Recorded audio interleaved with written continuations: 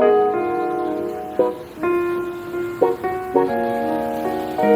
guys, what's happening everyone? It's your boy here Abdurrahim. We're back again today with another great and amazing tech video. The video of today, it's all about the Nexus 5 from 2013, and today we're going to be breaking it down, see the history down the line through the Nexus 5, how good it is, and it's going to be really amazing. So stay packed, stay tuned, and grab your popcorn, grab your drinks, and let us just get started through this kind of video of today. Back in 2013, smartphones were at a turning point.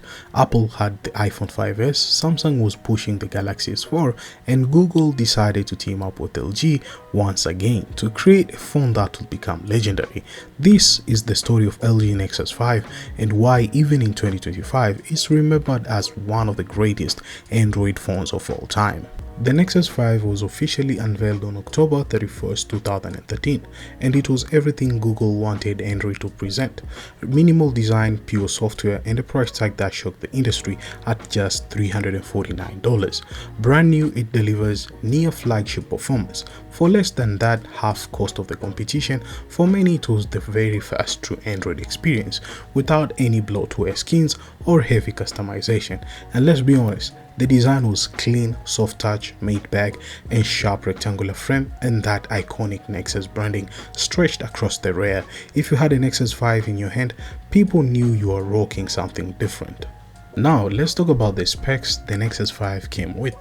It came with a 4.95-inch Full HD IPS display, which at the time was absolutely crisp. Inside it ran a Snapdragon 800 processor paired with 2GB of RAM and up to 32GB of storage. By today 2025 standards, those numbers sound ancient, but back then this was super power in your pocket.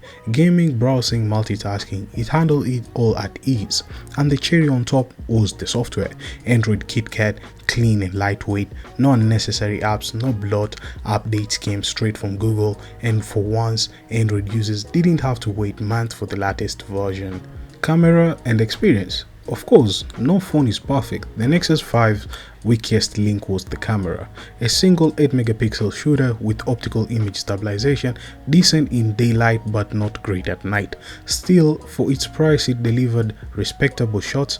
The front camera though was just 1.3 megapixels. Yeah, the selfies were exactly thin in 2013 like they were now, but overall experience of using the Nexus 5 was smooth, fast, reliable. It wasn't just another Android phone, it was the phone that it showed the world what Android truly could be. Fast forward to 2025 and the Nexus 5 is more than a phone. It's a piece of history. Enthusiasts still keep it alive with custom ROMs running the latest versions of Android just for fun. Some collectors even keep the sealed Nexus 5 unit as a tech relics. It marked the beginning of Google serious hardware ambition. Without the Nexus 5, we might not have the Pixel lineup we know today. It taught the industry that high-end smartphones didn't need to cost $10,000 or $2,000. It showed users the beauty of pure stock Android. Today in 2025, the Nexus 5 can compete with foldables, AI-driven assistants, or 200-megapixel cameras, but that doesn't matter. For those who owned it, the Nexus 5 was just not a device. It was an era, a statement, a memory of when smartphones were simpler, cleaner, and more exciting. The LG Nexus 5 may be a decade old, but its legacy lives on, and many of us, it will always be the phone that defined Android. So that's it guys, that's the Nexus 5, and you might be asking yourself, what's in here in this kind of package? Well, to be honest, this is the Nexus 5 breakdown. I mean, I've really disassembled this phone because it had some few issues and I had to fix it. You can see the display over here, it works fine. The display, I had issues with the motherboard and you can spot it. I'm just showing you guys before everything went south. Everything was just fine with this phone, but I think it reached the time whereby this kind of device, it was the dead end. So it had some issues with the switch over here. I'll show you guys. So as you can see, the power switch, I ordered other power switch, I soldered it and tried to make it work, but it did not work at all. So I guess this was the last time seeing the Nexus 5 at it kind of dead end on my side. I understand there are other people having the Nexus 5 up to today.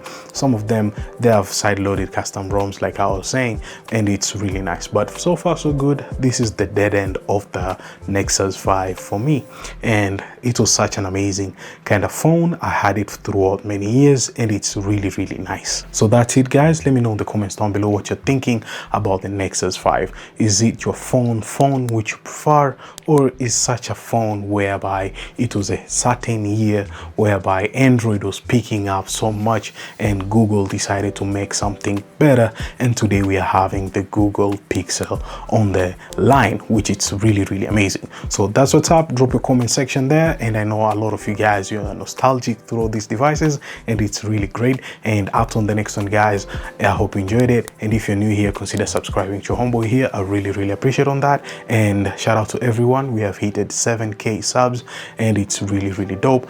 And up on the next one, guys. Peace.